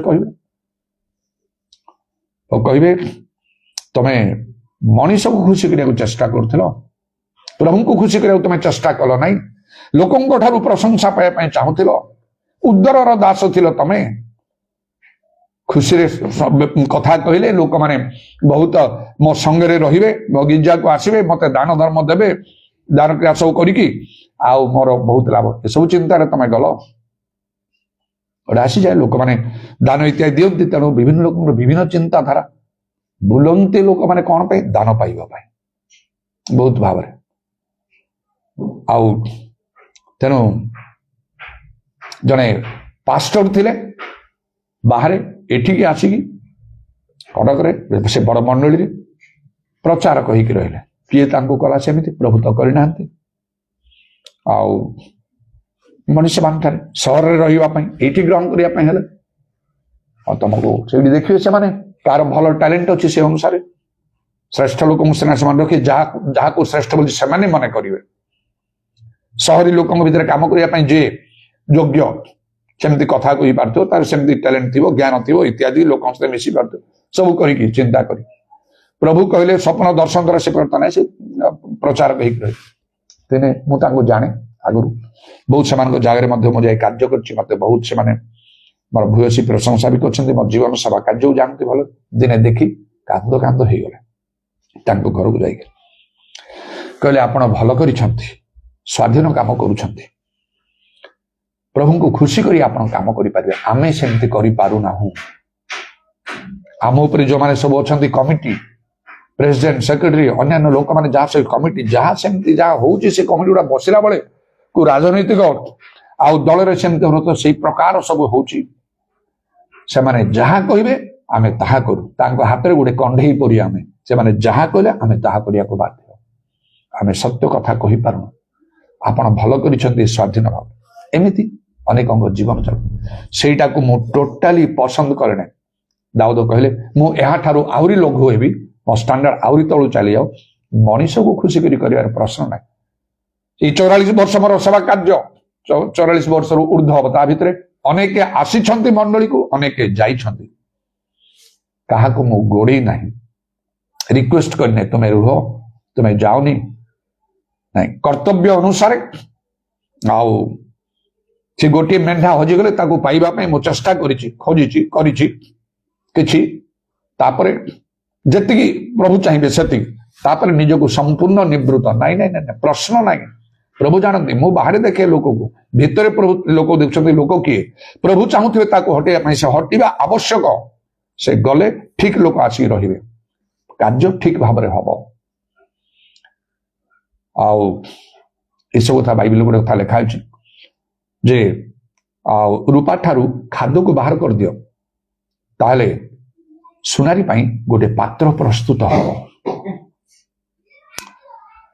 ते प्रभुଙ୍କର ଧନ୍ୟବାଦ ହଉ। ଆଉ ଏପରି ଭାବରେ ମୁଁ ମଧ୍ୟ କାର୍ଯ୍ୟ କରିବା ପାଇଁ ଚାହେଁ। ମୋର ଜୀବନ, ମୋର ସେବା କାର୍ଯ୍ୟ ପ୍ରଭୁ ସେପରି ଭାବରେ ବଦଳେଇ ଦେଇଛନ୍ତି। ମଣିଷ ଇଚ୍ଛାରେ ମୁଁ କରୁନାହିଁ, ପ୍ରଭୁଙ୍କ ଇଚ୍ଛାରେ। ଦୁଇଟି ଅନୁଭୂତି ଅନେକ ଥର ତ କହିଛି, କିନ୍ତୁ କହିବାକୁ ବାଧ୍ୟ ହଉଛି ଯେହେତୁ ଆଉ ମୁଁ ଯୋଉ ସିରିଏଲ କରୁଛି, ଗତକାଲି ମୁଁ କହିପାରିଲି ନାହିଁ, ଆଉ ଆଜି ପୁଣି ମୁଁ ସେଇ ସିରିଏଲଟାକୁ ଆଉ ଥରେ ଯିବି। ହୁ ଇଜ ଲାଇକ୍, କିଏ ସେପରି। ଆଉ ମୋର ସାକ୍ଷ୍ୟ ଦ୍ୱାରା ଜାଣିବେ ଯେ ମୁଁ କୋଉ ସିରିଏଲଟା ଆଜି କହିବା ପାଇଁ ମୁଁ ଚାହୁଁଛି। ଗୋଟେ କଥା, ଯେତେବେଳେ ଆଉ ସେ ମକରବାର ଚର୍ଚ୍ଚରେ ସେ ପାଷ୍ଟର ଜୟଭାନ ହଠାତ୍ ପ୍ରଭୁ ନେଇଗଲେ, ମୋର ଅନେକ ସ୍ୱପ୍ନ ଦର୍ଶନ ଅନୁସାରେ ମୁଁ ଡାଏରୀରେ ମେଣ୍ଟେନ କରୁଥିଲି ସେଇ ସ୍ୱପ୍ନ ଦର୍ଶନ ଗୁଡାକ। ମୁଁ ସେଠି ଯାଉଛି, ମୁଁ ପାଷ୍ଟର ହଉଛି, ତାଙ୍କ ସ୍କୁଟର ମୁଁ ଚଲାଉଛି, ହେଲମେଟ ମୁଁ ପିନ୍ଧୁଛି, ସେଇଠି ମୁଁ ପୁଲପିଟରେ ଠିଆ ହେଇଛି, ଆଉ ସେଠି ଆଉ ସବୁ ଗୀତ ଲେଖି ମୁଁ ଚର୍ଚ୍ଚ ଲୋକମାନଙ୍କୁ ମୁଁ ଶିଖଉଛି। ଆଉ ତାପରେ ସେ ପାଷ୍ଟରଙ୍କ ଜାଗା ଖାଲି ପଡିଯିବା ପରେ ଆଉ ସେ ସ୍ୱର୍ଗୀୟ 3 ଜଣ ବ୍ୟକ୍ତି ଆସି ମତେ ସେଠି ସିଲେକ୍ଟ କରି ହାତ ଧରି ଉପରକୁ ସବୁ ଯାହା ସ୍ୱପ୍ନ ଦେଖୁଛି ମୁଁ ଡାଏରୀ ମେଣ୍ଟେନ କରୁଥିଲି, ଡାଏରୀରେ ଲେଖୁଛି ଡେଟ୍ ଦେଇକି ଆଜି ଏ ସ୍ୱପ୍ନ, କାଲି କିଛି ଦିନ ପରେ ଆଉ ଗୋଟେ ସେଇଟା, ଆଉ କିଛି ଦିନ ପରେ ଆଉ ଗୋଟେ ସେଇଟା ଗୋଟେ ସ୍ୱପ୍ନ, ତାକୁ ଏମିତି ଲେଖି ଡେଟ୍ ଦେଇକି ରହୁଛି। ସେ ଡାଏରୀ କୋଉଠି ରହିଲା ମୁଁ ଜାଣେ ନାହିଁ, ଥିଲେ ପାଇଥିଲେ ଭଲ ହେଇଥାନ୍ତା, ସେଗୁଡାକ ମୁଁ ଲେଖିଥିଲି। ଏବେ ଆଉ ତ ମେଣ୍ଟେନ କରୁନାହିଁ, କୋଉଠି ଥିବ କଣ ମୁଁ ଆଉ ଜାଣେ ନାହିଁ। ନିଜେ ବି ବିଶ୍ୱାସ କରିପାରୁନଥିଲି ଯେ ମୁଁ ଏମିତି କଣ ଗୋଟେ ଦେଖୁଛି, ମୁଁ କଣ ସେ ହଠାତରେ ମୋ ସ୍ୱପ୍ନ ଅନୁସାରେ ପ୍ରଭୁ ତାଙ୍କୁ ନେଇଗଲେ। ତାପରେ ଯେତେବେଳେ ଗୋଟିଏ ବର୍ଷ କମ ସେ କମ ପାଳକ ବିହୀନ ହେଇକି ସେମାନେ ରହିଲା। ଅନେକ ପ୍ରାର୍ଥନା, ବହୁତ ସ୍ପିରିଚୁଆଲ ଲୋକ ତ ସେମାନେ, ଯୋଉଠିକି ଆସି ମୋ ଜଙ୍ଗ ପାଖରୁ ବିଶେଷ କରି ସେ ସିଷ୍ଟର ପ୍ରେମଲତା ବେହେରାଙ୍କ ଠାରୁ ଆଲଫାବେଟ୍ ଶିଖିଲି, ବାକ୍ୟର ଗଭୀର ବିଷୟ ସବୁ ଶିଖିଲି, ପ୍ରେରିତ ଶିକ୍ଷା ସବୁ ଶିଖିଲି, ଯାହା ମୁଁ ଜାଣିନଥିଲି, ଯାହା ମତେ ଶିକ୍ଷା କଲେ ପ୍ରଭୁ ଯୀଶୁ ସ୍ୱୟଂ ମତେ ନିର୍ଦ୍ଦେଶ ଦେଲେ ଆଲଫାବେଟ୍ ଶିଖିବାକୁ ଯାଅ କହିକି। ଆଉ ମୁଁ ସେପରି ଭାବରେ ଆସିଲି, କଲି ସେ ଜାଗାରେ। ଆଉ ସେମାନଙ୍କ ମଧ୍ୟରେ ସେଇ ତାଙ୍କ ସାନ ବଡ଼ ସିଷ୍ଟର ପ୍ରେମଲତା ବେହେରା, ତାଙ୍କର ସ୍ୱତନ୍ତ୍ର ରୁମ୍, ସେ ଆହୁରି ଅଧିକ ସ୍ପିରିଚୁଆଲ। ଆଉ ସେମାନେ ତ ସିଷ୍ଟର ପ୍ରେମଲତା ବେହେରା ଆଉ ଶାନ୍ତିଲତା ବେହେରା ସେମାନେ ବହୁତ ପାଠ ପଢିଲେ, ଆଉ ବଡ ବଡ ଚାକିରି ବି କଲେ, ଡେପୁଟି DPI ପ୍ରିନ୍ସିପାଲ। କିନ୍ତୁ ପ୍ରେମଲତା ବେହେରା ସିଷ୍ଟର ସେ ବେଶୀ ପାଠ ପଢିନଥିଲେ, ସେ କୁଆଡେ IA ପଢିଥିଲେ। ଆଉ ତାପରେ ପ୍ରଭୁଙ୍କର ଆହ୍ୱାନ ଅନୁସାରେ ସେମାନେ ତାଙ୍କର କାର୍ଯ୍ୟ କରିବାକୁ ଲାଗିଲେ। ଉତ୍ସର୍ଗୀକୃତ ଜୀବନ, ତାଙ୍କ ବାପା ଜମିଦାର, ତାଙ୍କ ନିଜ ଘର ଆଉ ସେ ପର୍ବତିଆରେ ଏତେ ବଡ ଲେଭେଲରେ ସେମାନେ ଥିଲେ, ବିବାହ କଲେ ନାହିଁ। ଆଉ ଉତ୍ସର୍ଗୀକୃତ ଜୀବନ ତ କାଟିଛନ୍ତି। ଆଉ ଇଚ୍ଛା ହେଲା ସେ ପ୍ରିୟଲତା ସିଷ୍ଟରଙ୍କ ପାଖକୁ ଯାଇକି, ସେ ତାଙ୍କ ଚେୟାରରେ ବସିଛନ୍ତି, ମୁଁ ତାଙ୍କ ପାଖରେ ଗୋଡ଼ ତଳେ ବସିଲି, କହିଲି ସିଷ୍ଟର ମୁଁ ସେମିତି ବିଶେଷ କାହାକୁ କହିନି, ମୋ ପାଇଁ ପ୍ରାର୍ଥନା କରନ୍ତୁ, ପ୍ରଭୁଙ୍କ ଇଚ୍ଛା କଣ ଜଣାନ୍ତୁ। ଅନେକ ସମୟ ଏମିତି କହିବା ଠିକ ନାହିଁ, ନିଜେ ବି କରିବାକୁ ହବ। ଆଉ ଯଦି ମୁଁ ସେ ବାଟରେ ସବୁ ଯିବି, ତାହେଲେ ମୁଁ ପାଷ୍ଟର ହେବି ନା, ମୁଁ ବିଲିଭର ହେବି। ମତେ ଅନ୍ୟମାନଙ୍କ ଉପରେ ନିର୍ଭର କରିବାକୁ ପଡିବ। କାହିଁକି ପ୍ରଭୁ ମତେ କଥା କହିବେନି? ଆପଣଙ୍କୁ କାହିଁକି କହିବେନି? ଖୋଜନ୍ତୁ ସର୍ବାନ୍ତ ମନରେ, ଆପଣ ଖୋଜୁନାହାନ୍ତି, ତେଣୁକରି ଆପଣ ପ୍ରଭୁ କଥା କହୁନାହାନ୍ତି, ସେଇଟା ବି ଆମମାନଙ୍କର ଗୋଟେ ଗୁଣା ବିଷୟ। କିନ୍ତୁ ଏଥିପାଇଁ ମୁଁ ଚିନ୍ତା, ଯେତେବେଳେ ମୁଁ ଆତ୍ମଧାର୍ମିକ ହେବିନି, ଗର୍ବୀ ହେବିନି, ଏଇଟା ବି ବହୁତ ସାବଧାନ ଚିନ୍ତା କରେ। ସିଷ୍ଟର ମୋ ପାଇଁ ପ୍ରାର୍ଥନା କରିବେ, ଆଉ ଯଦି କିଛି ପ୍ରଭୁ ଜଣାନ୍ତି ମତେ କହିବେ। ସେଠି ମୁଁ ପାଷ୍ଟର ହେଇକି ଆସିବି କି କଣ, ଏଇଟା 100ରୁ 1% ଚିନ୍ତା ମୋ ଭିତରେ ନଥିଲା। ନିଜକୁ କେମିତି ମୁଁ ଯୋଗ୍ୟ କରିବି? ପାଠଶାଳା ପଢିଛି, ସେକୁଲାର ଏଜୁକେସନରେ ମାଷ୍ଟର ଡିଗ୍ରୀ ଅଛି, ଆଉ ଏ ଥିଓଲୋଜିକାଲି ତ ସେମିତି କିଛି ବି ନାହିଁ। ଆଉ ପୁଣି ତାଙ୍କ ଜାଗାରେ ଚିନ୍ତା ଟିକେ ବି ନଥିଲା। ସଡନଲି ସେ ମତେ କହିଲେ, କହିବା ମାତ୍ରକେ ସେ କହିଲେ, ମୁଁ ଦିନେ ପ୍ରାର୍ଥନା କରୁଥିଲି ପ୍ରଭୁଙ୍କୁ, କହିଲି ମଶା ଚାଲିଗଲେ ଜିହୋଶୁଆ କିଏ? ପ୍ରଭୁ ମତେ କହିଲେ ଏଇ ବେଞ୍ଜାମିନ ଯାହା ପାଇଁ ତୁ ପ୍ରାର୍ଥନା କରୁଛୁ ସେ ଜିହୋଶୁଆ। ତାପରେ ସେ ପୁଣି କହିଲେ ବେଞ୍ଜାମିନ ଦେଖ, ମୁଁ ବଞ୍ଚିଥିବି କିମ୍ବା ନାହିଁ ମୁଁ ଜାଣିନି, କିନ୍ତୁ ଦିନେ ତୁମେ ଏଠି ପାଷ୍ଟର ହେଇକି ଆସିବ। 100କୁ 100 ସେଟା ସଫଳ ହେଲା। ସେଇ ସ୍ୱର୍ଗୀୟ 3 ଜଣ ବ୍ୟକ୍ତି ଆସି ମତେ ସିଲେକ୍ଟ କଲେ, ସେଠି ରଖିଲେ। ସେ କହିଲେ ମଶା ପରେ ଝିଅ ସିଅ କିଏ? ଆଉ ମତେ ଆଉ ସେ କହିଲେ ତଦନୁସାରେ ମୁଁ ଆସିଲି। ଆଉ ଗୋଟିଏ ଅନୁଭୂତି, ଯାହା ବି ମୁଁ ଅନେକ ଥର କହିଛି, ବାକ୍ୟ କହିବା ପାଇଁ ମୁଁ ଯାଉଥିବା ତ ସିରିଏଲ କରିବା ପାଇଁ ଯାଉଥିବା ତ ମୁଁ ଏଟା କହିବାକୁ ଚାହୁଁଛି। ପୁଣି ଯାହା ଶୁଣିଲେ ଆପଣମାନେ ଶୁଣା ଯାଇଥିବ ବୋଧେ, ଅଧିକ ମନୋଯୋଗ କରନ୍ତୁ। ଏଇଟା ମୋର ସେଇ ସ୍ୱପ୍ନ ଦର୍ଶନ ଅନୁଭୂତି ଗୁଡାକ ସେଇ ପ୍ରକାର, ସେଇ ଅନୁଭୂତି, ସେଇ ସ୍ୱପ୍ନ, ସେଇ ଦର୍ଶନ ସେଭଳି, ଯାହା ଆପଣଙ୍କର ହୃଦୟକୁ ବିଦୀର୍ଣ୍ଣ କରିବ, ଆପଣଙ୍କୁ ବଦଳେଇ ଦେବ, ଯଦି ଆପଣଙ୍କ ଠାରେ ଆପଣଙ୍କ ହୃଦୟ ସରଳ, ଆପଣ ନମ୍ର। ଯଦି ନାହିଁ ତ ତାର ନେଗେଟିଭ ପ୍ରତିକ୍ରିୟା କରିବ, କହିବେ ସବୁବେଳେ କହୁଛନ୍ତି ଗୋଟିଏ କଥା, ଆଉ ସତରେ ଯେମିତି ଏଟା କିଛି ମୂଲ୍ୟ ନାହିଁ, ବା ଅନ୍ୟମାନଙ୍କ ପାଖରେ ଯେଉଁମାନେ ସେମିତି ଭାବନ୍ତି ସତରେ ସେମାନେ ବହୁତ ଶ୍ରେଷ୍ଠ ବିଷୟ ଅଛି। ତେଣୁକରି ବଡ଼ କେୟାରଫୁଲ। ଯାହାର କର୍ଣ୍ଣ ଅଛି ଯୀଶୁ କହିଲେ ଶୁଣ, ଯାହାର ଶୁଣିବାର ଅଛି ଶୁଣନ୍ତୁ, ଯାହାର ଶୁଣିବା ନାହିଁ ଛାଡି ଦିଅନ୍ତୁ ସେ ଶୁଣିବାର। ଆଉ ତେଣୁ ଦିନକରେ ମତେ ସେ ପ୍ରେମତା ସିଷ୍ଟର ମାନେ ମତେ କହିଲେ ସେ ଆଉ ଆନ୍ଧ୍ରାର ଭାଇଜାକ ଭୀମିଲିପାଟନା, ସେଠି ଗୋଟେ ଥିଓଲୋଜିକାଲ କଲେଜ ଅଛି, COTR, church on the rock Bible college ଅଛି। ସେଠି ଗୋଟେ ଭେରି ସ୍ପେଶାଲ ମିଟିଂ ଅଛି, ତମେ ଯାଅ ସେଠି ଟିକେ ଆଟେଣ୍ଡ କରିକି ଆସିବ। ମୁଁ ଗଲି, ଆଉ ସେଠି ଦେଖିଲି ଆଉ ଯେ କନଭୋକେସନ ଫଙ୍କସନ ଚାଲିଛି, ଯୋଉଟା ଆଉ ୟୁନିଭର୍ସିଟି ଆମେ ପଢିବା ସମୟରେ ହେଇଥିଲା। କନଭୋକେସନ ଫଙ୍କସନରେ କଣ କରା ହୁଏ, ଯୋଉମାନେ ଗ୍ରାଜୁଏଟ୍ସ, ଯୋଉମାନେ ଗ୍ରାଜୁଏସନ କମ୍ପ୍ଲିଟ କରିଛନ୍ତି ସେମାନଙ୍କୁ ଡିଗ୍ରୀ ଦିଆ ହୁଏ। ଗୋଟେ ଭେରି ସ୍ପେଶାଲ ମିଟିଂ, ଆଉ ବଡ ସମ୍ମାନର ସହିତ ସେଇ ଓକିଲ ମାନେ ପିନ୍ଧିବା ଭଳିଆ, ଆଉ ସେଇ ଡ୍ରେସ୍ ପିନ୍ଧି ମୁଣ୍ଡରେ ଆଉ ସେଇ ପ୍ରକାର ସେମାନେ ଯେମିତି କରିଥାନ୍ତି, ଟୋପି ଗୋଟେ କଣ ରଖି ଯେମିତି କରିଥାନ୍ତି, ଠିକ ସେଇ ପ୍ରକାର ଡ୍ରେସ୍ ସବୁ ପିନ୍ଧିକି ଡିଗ୍ରୀ ପାଇବା ଦିଆହବ। ଗୋଟେ ନଳାକାର ଗୋଟେ ପୁସ୍ତକ ଭଳିଆ କରିକି ଦିଆହଉଥିବ। VVIP ମାନେ ସବୁ ଥିବେ। ଆଉ ୟୁନିଭର୍ସିଟିରେ ସେ ଫଙ୍କସନରେ ତାକୁ କନଭୋକେସନ ଫଙ୍କସନ ବୋଲି କୁହାଯାଏ। ଗ୍ରାଜୁଏଟ୍ସ ମାନଙ୍କୁ ଡିଗ୍ରୀ ଦିଆ ହୁଏ, ଆମମାନଙ୍କୁ ଡିଗ୍ରୀ ଦିଆ ହଉଥିଲା ସେଇପରି ଭାବରେ। ବହୁତ ସମ୍ମାନର କଥା କୁହାଯାଉଥିଲା। ଆପଣମାନେ ଆମମାନଙ୍କର ଏଇ ରାଜ୍ୟ ଦେଶର ସମ୍ମାନୀୟ ଲୋକମାନେ କହିକି କେତେ ପ୍ରକାର ଭାବରେ କୋଉ କୋଉ ପ୍ରକାର ଫ୍ୟାସିଲିଟି ଆପଣମାନଙ୍କ ପାଇଁ ଅଛି, ଏ କଥା ସବୁ କୁହାଯାଉଥାଏ। ସେ ଯାହା ହଉ, ଆଉ ସେଠି ମଧ୍ୟ ଥିଓଲୋଜିକାଲ ସେଇ ପ୍ରକାର ଡିଗ୍ରୀ ସେ ଦିଆଉଥିଲା। କନଭୋକେସନ ଫଙ୍କସନ ଚାଲିଥିଲା, ୱାର୍ଲଡ ମିଶନ ଦ୍ୱାରା କାମ ଚାଲୁଥିଲା। ୱାର୍ଲଡ ମିଶନ ଡାଇରେକ୍ଟର ଥିଲେ David Sibley, united states of ଆମେରିକାର। 8-10 ଜଣ ଗୋରା ସାହେବ ମାନେ ଭିନ୍ନ ଭିନ୍ନ କଣ୍ଟ୍ରିରୁ ସବୁ ଦେଶରୁ ଆସିଥିଲେ, ଇଣ୍ଟରନ୍ୟାସନାଲ ସେମାନେ ଲିଡର୍ସ ମାନେ। ୱାର୍ଲଡ ମିଶନ ଆଉ ର ସେ କାମ ସେଠି ଚାଲିଛି। PJ ଟାଇଟାସ କରି କେରଳର ଲୋକ, ସେଠିକାର ଅଲ ଇନ୍ ଅଲ୍ ଥିଲେ, ଜଣେ ରାଜା ଭଳିଆ ଲୋକ। ସେ ଏତେ ବିରାଟ ଏରିଆରେ ଏତେ ବଡ ବିଲ୍ଡିଂ, ଅସଂଖ୍ୟ ଲୋକମାନେ, ଜନସମୁଦ୍ର, ଆଉ ସେ ଷ୍ଟୁଡେଣ୍ଟସ ମାନେ ଯେତିକି, ବାହାର ଲୋକମାନେ ସେତିକି, ଆଉ କହି ହବ ନାହିଁ ସେମିତି। ଏତେ ଲୋକଙ୍କ ଭିତରେ ସେ ମିଟିଂ ଚାଲୁଛି 3 ଦିନ। ପ୍ରଥମ ଦିନ ହେଲା, ଦ୍ୱିତୀୟ ହେଲା। ତାପରେ ମୋର ସହିତ ଯାଇଥିବା ମୋର ଜଣେ ଆଉ ଯେ ମୋ ସହିତ ଯାଇଥିଲେ, ସେ କହିଲା ଆମେ ପଳେଇଯିବା, ଏଠି ରହିବାନି, ଏତେ ଲୋକ, ପ୍ରବଳ ଲୋକ, ରୋଗ ହେଇଯିବ ଏଠି। ମୁଁ ସ୍ପିରିଚୁଆଲ ମାଇଣ୍ଡ ହେଇକି ଯାଏ, ଯୋଉଠି ଯାଏ ମୁଁ ସ୍ପିରିଚୁଆଲ ମାଇଣ୍ଡ ହେଇକି ଯାଏ, ଜାଗତିକ ଭାବରେ ମୁଁ ଯାଏନି। ସେମିତି ନାହିଁ, ଆମକୁ ବି ପୁଣି କିଛି ଦିଆ ହଉନି କହିବା ପାଇଁ, ମତେ ଭଲ ଲାଗିଲାନି କଥା। ମୁଁ କହିଲି ଆମକୁ କାହିଁକି ଦିଆହବ, ଆମକୁ କିଏ ଡାକିଛି ସ୍ପିକର କରି, ଆମକୁ କିଏ ଜାଣିଛି, ଆମକୁ କାହିଁକି ଦିଆହବ କହିବାକୁ? ଆମେ ଆସିଛୁ ଆଟେଣ୍ଡ କରିବା, ଶୁଣିବା। ସବୁବେଳେ କଣ ଆମେ କହିବା, ଆମକୁ ଶୁଣିବାର ବି ଅଛି। ୱାର୍ଲଡ ମିଶନରୁ ଏଇଟା ହେଇଛି, ଆମେ ଆଟେଣ୍ଡ କରିବାକୁ ଆସୁ, ଆମକୁ ଦିଆ ହଉନାହିଁ, ଏଇଟା କଥା କଣ? ସେ ମୁଁ ସ୍ପିରିଚୁଆଲି ସେ କହିଲେ ନାଇଁ ଚାଲିଯିବା। ତାପରେ ଦିନେ ଖାଇ ଟିକେ ରେଷ୍ଟ କରୁଛୁ, ମତେ ଟିକେ ଖରାପ ଲାଗୁଛି, କଣ କରିବେ ଲୋକ ସହିତ ଏମାନେ। ସେଇଥିପାଇଁ ଯାହାକୁ ତାହାକୁ ନେଇକି ଯିବାଟା ଉଚିତ ନାହିଁ, ଯାହାକୁ ତାହାକୁ ସାଙ୍ଗରେ ରଖିବାଟା ଭଲ ନାହିଁ। ସେମାନେ ସମସ୍ୟା ସୃଷ୍ଟି କରିବେ। ପରେ ପରେ ପରେ ଯେତେବେଳେ ମୁଁ ଜାଣିଲି ଭଲରେ, ସମ୍ପୂର୍ଣ୍ଣ ମୁଁ ତ୍ୟାଗ କରିଦେଲି। ଆଉ ଆତ୍ମିକ ଲୋକ ବି ତ୍ୟାଗ କଲି। ମୁଁ ସେଇ ନେଚରର ଲୋକ। ଯଦି ମତେ କାହାକୁ ପସନ୍ଦ ଆସିବନି, ମୁଁ ତାକୁ ସମ୍ପୂର୍ଣ୍ଣ 100% ମୁଁ ତ୍ୟାଗ କରିବି। ତା ଜାଗାରେ ଅନେକଙ୍କୁ ପ୍ରଭୁ ଆଣିକି ରଖିବେ।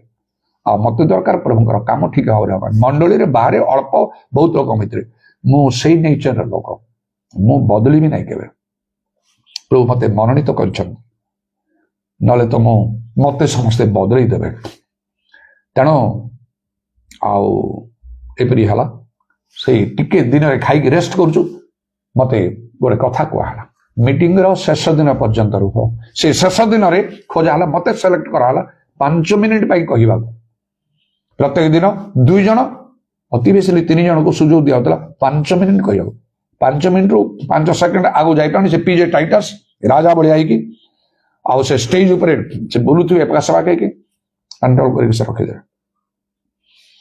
आउ तेणु जो मत से सुझाला मुझे 5 मिनिट मु कहली एपरी भाव से 5 मिनिट में कथा कहली सेमिति आउ से 3 दिन मीटिंग मध्य ही नथिला कहार शिक्षा प्रचार बा साक्षर सेमती ही नथिला सेपरी गोटे कार्य है जे सबुठारु टपमोस्ट लोक डेविड सिवली सिंहासन बसिला बेले से सब बसछंती असंख्य लोक मैंने सब बसते मीटिंग रे जेतले मु ठियाइली गोटे छोट इंग्लिश बाइबल धरिकी मु कहूथि कही मो सारिबा मात्र के आसीगले स्पीड रे आसीगले मो 2 हाथ एमती मत धरिके से हग कले एम्ब्रेस कले आउ कहिले इंग्लिश लोक तो इंग्लिश रे कहिले thank you for the boldness of coming and giving your testimony साहस रे आसी तुमे तुमरो साक्ष्य देइथिबा हेतु धन्यवाद मु कहली please pray for me USA गला पर मत गोटे बही से पठे थिले आउ कौन गोटे से बही इंग्लिश बहीटा गोटे स्पिरिचुअल बुक मोर मने नाई मात्र सेठी से लिखी थिले गोटे लेखा मो पाई be a force on the earth पृथ्वी रे तुमे गोटे चाप हो बा चाप सृष्टि करो इसके सैती हला मात्र के तत्क्षणात आउ जने मो ठारू गोटे चाखुंडा ऊंचा हेबे जने गोरा साहेब कॉर्नर रे बसी थिले दौड़ी आसले मो बाइबलटा टाणिकी से टेबल पर रखीदे आउ मोर 2 हाथ ऊपर को उठेदे भाववाणी कहले मो पाई जियोसियो 1 पर्वर भाववाणी मते कहले अल्प केतरा धाड़ी मोर मने अछि प्रथम जहा सेंटेंस से कहले सेथरे से कहले you have got a commission from the Lord loud voice रे से कहले ते लोक सब सुनुछंती आउ कहा पाई सेमती हे नै you have got a commission from the lord प्रभु ठार तुमे उडा आदेश पाइछ आउ से कहले whatever the sole of your feet will touch the place the sole of your feet will touch will be yours जोठी तुमरो पाद पड़िबो आउ से स्थान तुमरो हबो आउ कहले मोर 2 हाथ ऊपर को उठी कहले these hands will never be empty ए 2 हाथ केबे खाली हबो नै आउ गोटे कथा कहले don't look upon blood and flesh रक्त मांस को अनाव नहीं बा रक्त मांस उपरे बा मनीष उपरे निर्भर कर आउ कौन कौन कहले मोर से मने ना कांग्रेगेशन एमती भाव में उछुली गला कहवा ना सबू कैटेगोरी लोक से पास्टर्स माने असंख्य डायरेक्टर्स माने असंख्य आउ कौन कौन सब माने चिंतार बाहर पेंटिकॉस्टल कांग्रेगेशन एमती भाव में हो गला आउ खाइबा जो बसु ओडिशार केते पिला अछंती आसिकी एते कृतज्ञ कहले सार ओडिशा रे हमरो एमिति लोक अछंती हमरो धारणा नथिला मु कहली मते तो 5 मिनिट कहया पई दिया हला से माने कहले 5 मिनिट रे तो मीटिंग रो सारतत्व थिला आउ जने जना सुना पास्टर जीव देवरु से आसी कहले आजी गोटे छोट पिला को प्रभु केमति व्यवहार कले इत्यादि तर मोर कहिवार अछि सीरीजटा कौन हु इज लाइक जोशुआ जिहोशुआ परि किए प्रभु चाहते आम को जिहोशुआ परि हवा आपन जदि प्रार्थना करी मते जिहोशुआ परि कर दियो प्रभु जीवन सारा करते केबे हबन जीवन रे परिवर्तन दरकार गोटे संकल्पर सहित मरी भी पछके हटी भी नहीं ए 2टा सीक्रेट तांको ठारे मिलियो गोटे जिहोशुआ को पर्वर 7-8 पद रे परमेश्वर कहले वाक्यर डाहण बाम को जीवन जहां मशा कहछन्ते से प्रकृत स्पिरिचुअल लीडर कहते जहां आपण कड़ाकड़ी भाव से मानतु विवाद करंतु नहीं तांको संगे अधिक जानिला परी अधिक बुझिला परी करंतु नहीं दंड ही दंड पाइबे तेणु परमेश्वर कहले आंभ सेवक मोसा जो सब व्यवस्था आदेश करियोछि तहिर लेखा अनुसार मानिबा को करबा को दिवारात्रि ध्यान करिया पय बलवान अति साहसिक हो तहिर दक्षिण की बाम को जाओ नहीं कड़ाकड़ी भाव में मानतु प्रभु मनोनीत गोटिया उठे लोकंकर कथा पूर्ण समर्थन दे संगे रुहतु जोटी मशा गले जीवोत्सव से रहिले परमेश्वर से सीना पर्वत ऊपर को जावाई कले जड़े मात्र सेठी गले आहोशो टिके तले रहिले 40 दिन मशा अच्छा भोक उपास जीहोशो भी सागे भोक उपास अच्छा से सेवक से थे पूर्ण समर्थन देकी चलले वाक्य से मूल विषय वाक्य कड़ाकड़ी भाव में जहा वाक्य कहूँ किए कौन कह किए क्रिटिसाइज करदब विरोध करेंगे लोक मैंने पसंद करेंगे ना गला कि ना से लोक तो किसी हम ही ना प्रभुंर चक्षु जो खोजी जार अंतगण प्रति सिद्धता बलवान देखा प्रश्न ना से मनरे संकल्प बाइबल जहाँ कह से संकल्प 1982 मसीह मो भर आस बाइबल जहाँ कह बाइबल बाहर कौन लोक ना जिते बड़ लोक आज तमें काली न तेणु प्रभु को खुशी के द्वितीय जिनस कौन ना से आत्मांकर कथा जहाँ मुझे पढ़ी अलरेडी आउ से गणना पुस्तकर से 27 पर्वर 18 पदरे जहाँ परमेश्वर मशा कहले नूनर पुत्र जीहोशो को नियो से लोकटे आत्मा अच्छा पुणी तुम्हें हस्तार्पण कर पवित्र आत्मा परिपूर्ण जीवन पवित्र आत्मा प्रकृति परिपूर्ण हवा लोक माने 100 ରୁ 10 मिलवे ना 90% लोक नहांती 5% थाई पारंती 5 जन लोक थाई पारंती प्रकृति पवित्र आत्मा परिपूर्ण हवा सेटा होची आउ विशेष कथा मूल विषय जो आम उणा दुर्बलता देखा जाए भाव पवित्र आत्मा तो पाई मु परभाषा कहूँ आत्मा उत्तप्त हो से जिनसटा को प्रथम आणतु धरी रखतु आउ पाउल को यथेष्ट परभाषा कहूँ करंतु कहतु घंटा घंटा धरी कहतु परभाषा आप एकुटिया जो बर्छन करतु आसव पवित्र आत्मा परिपूर्ण लोक जीवन भिन्न बाइबल लिखा 120 दिन पवित्र आत्मा परिपूर्ण हेले भीतर पितर भी हेले पेनिकस दिन केमती काम है स्टीफन पवित्र आत्मा परिपूर्ण थे द्वारा कि महामहादुग्न लक्षण मान है आम द्वारा जो पर्यंत से सब कम नहीं पवित्र आत्मा परिपूर्ण नुह पवित्र आत्मा प्राप्त हो पाइछु टंका अच्छी आम ठारे सहर धनी लोक मान भाया ना देशर धनी लोक मान भाया ना अल्प क्षेत्र लोक मान जो विशिष्ट धनी लोक मैंने सामान पाखे भी से कागज टंका अच्छी आमर जमी पाखे सुनार टंका ना कागज टंका अच्छी बहुत अच्छी आम ठारे कम ए दुईटी विषय संपूर्ण भिन्न करदेला तेणु जदि आप भिन्न हवा को चाहते ताहले ए दुईटी विषय को गुरुत्व दियंतु जहाँ जीशु कहले आत्मा सत्य उपासना करियो सत्य उपासक पिता ए प्रकार उपासक चाहती प्रभु जेपरी चाहते सेपरी हूँ लोक जेपरी चाहते सेमती हूँ ना से किसी हम ना जीशु जमती चाहते आप सेमती हूँ भल्ले यथेष्ट भाव पवित्र आत्मा पूर्ण हूँ कड़ाकड़ी भाव में वाक्य को मानिक चलतु आपड़ जदि जड़े बिलीवर ताहले जड़े भल स्पिरिचुअल लीडर जहाँ पूरा उठे आप चिन्हवा जाना पड़ो कथा अनुसार सब करतु के जानी प्रभु आपण जीवन में किसी गुरुत्व दे पारती जदि से चाहिए नहीं तो नहीं आप जमती अच्छा सेमती भाव में चलिए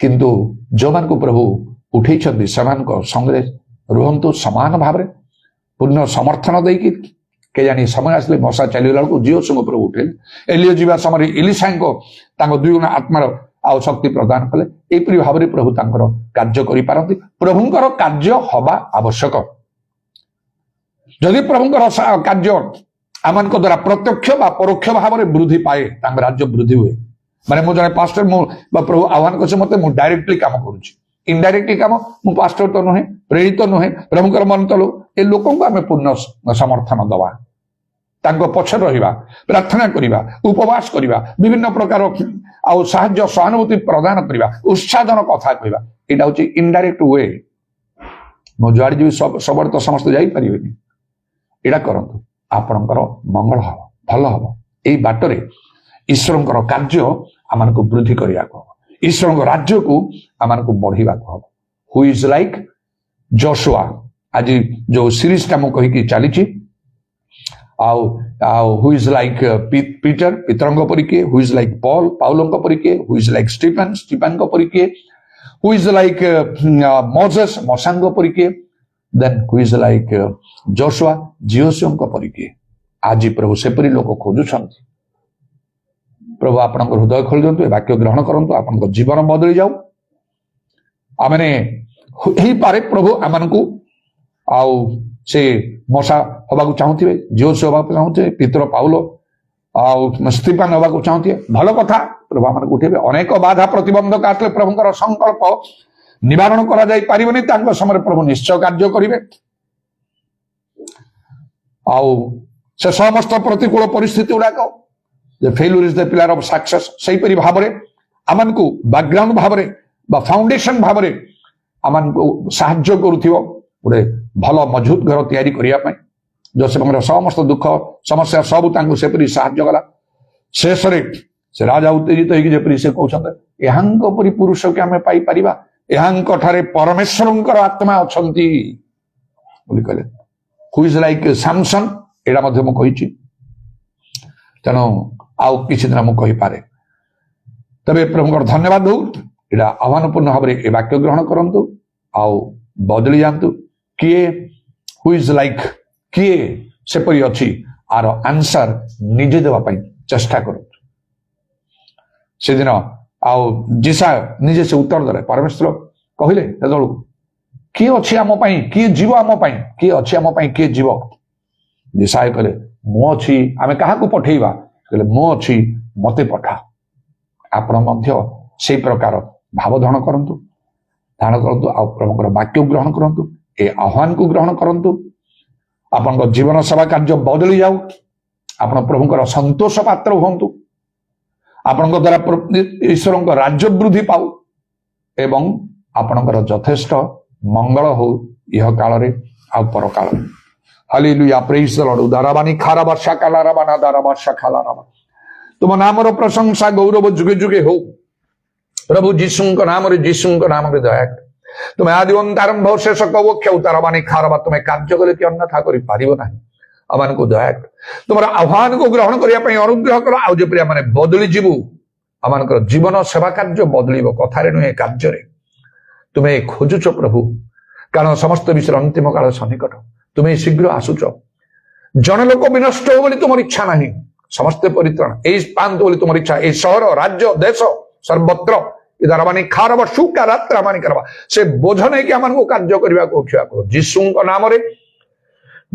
नाम रे दया कर प्रशंसा गौरव जुगे जुगे तुमर कंटा विधा पाद प्रणाम आ चुंबन करी एवं तुमर हस्तला मानकर सर्वणात्मा सब समर्पण करी सुनिल बोली धन्यवाद दे नित्य जीवित प्रभु यीशु ख्रीष्टଙ୍କ नाम रे ए प्रार्थना करूछि आमेन स्तुति आराधना करते हुए जीवन बिताएंगे स्तुति आराधना करते हुए जीवन बिताएंगे यही तो जिंदगी है आओ गाएंगे यही तो जिंदगी है आओ नाचेंगे स्तुति आराधना करते हुए जीवन बिताएंगे स्तुति आराधना करते हुए जीवन बिताएंगे